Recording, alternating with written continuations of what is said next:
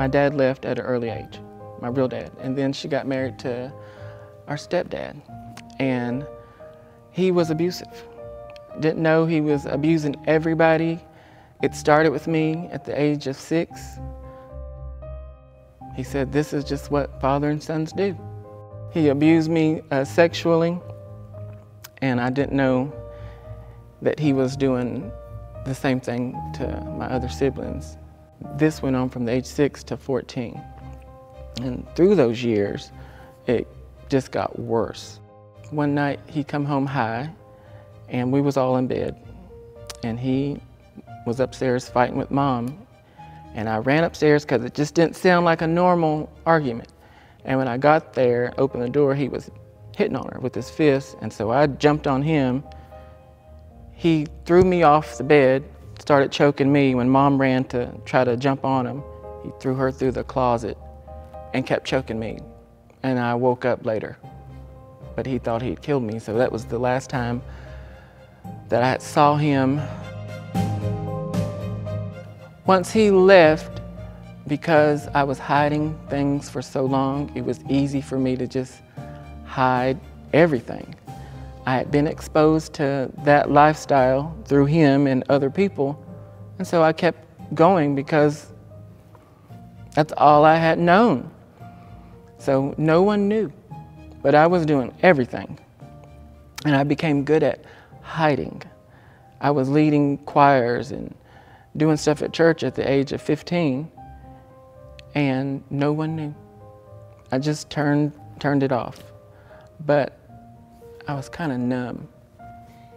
I didn't get saved until later in life at the age of 20. He forced me to go up in front of the church at the age of 8 because all the other dad's sons were going up getting saved. He said, if you don't get up there, you know what's going to happen. So I went up. And so I knew I wasn't saved. Our pastor preached a message, and I never forget, it was on love. And the way he preached it, I don't know, it's like when you drive by the bakery out here and you smell those honey buns in the air, it's just you start craving it. That's how his sermon was to me that day. The way he spoke about Jesus loving us and restoring people and being hurt, and he could heal that. I wanted it. And so, but I just didn't think I deserved it because I knew what I had lived through. But I tell you, after the sermon was over, of course I made it through, barely. I was too ashamed to just walk up because I guess everybody assumed since I was over the choir at that point that I was already saved, but I wasn't. As soon as he closed the church out, I ran to his office and told him, I said, I want that love. I said, I am not saved. And I gave him the story of being forced to go and act like I was saved and baptized and all that. And I got saved then. And it's been a process. God had to change my thinking. And then people just loved on me at that church. They didn't condemn me. They said, what you're doing is wrong. God doesn't condone that, but he loves you, and we're going to love you right through it. And I was able to open up to some people at church, and that was the very first time I ever spoke about being sexually abused to anybody. A few years passed, and they said, you're going to have to tell your mom and tell your family. And so I prayed and asked God. I said, I don't know how I'm going to do this without crushing them, because for so many years I thought I was saving them from some traumatic stuff. But they listened to me. I told them, I said, you're my sisters, I love you guys, but this is what happened to me. Come to find out, it's what happened to them. And I told Mom last. I said, Mom, what I'm going to tell you is hard, and I don't want you to think that you weren't a good mom. She initially felt bad, but I told her, I said, you're not responsible for someone else's actions. Amazing grace, how sweet the sound. Out of this, I said, I would have never learned to play the piano. God gave me that during all that, and I just focused all my energy on learning to play the piano because it was my outlet. I want once was lost, but now I'm found.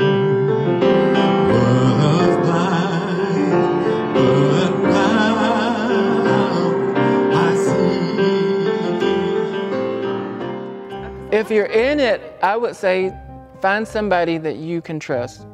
Tell them. If you don't have enough courage yourself to out the abuser, tell someone else, because normally they will. And then get counseling. There's nothing wrong with that.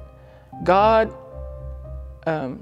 took a bunch of hurt and He worked that thing to now He uses it for the good of the kingdom. I'm able to minister and witness to people have been through homosexual lifestyle, been abused, and I've actually had 2 years ago led someone to Christ, given that testimony.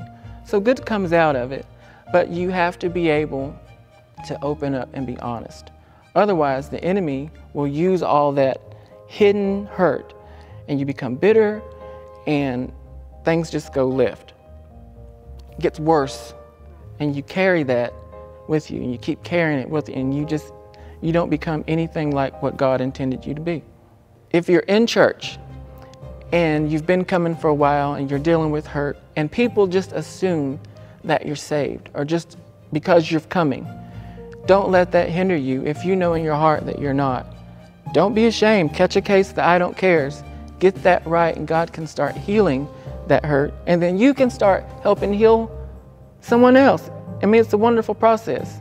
I'm just thankful. I wouldn't take it back. I'm thankful that God used that mess and He doesn't waste, and now He's using it to further the kingdom.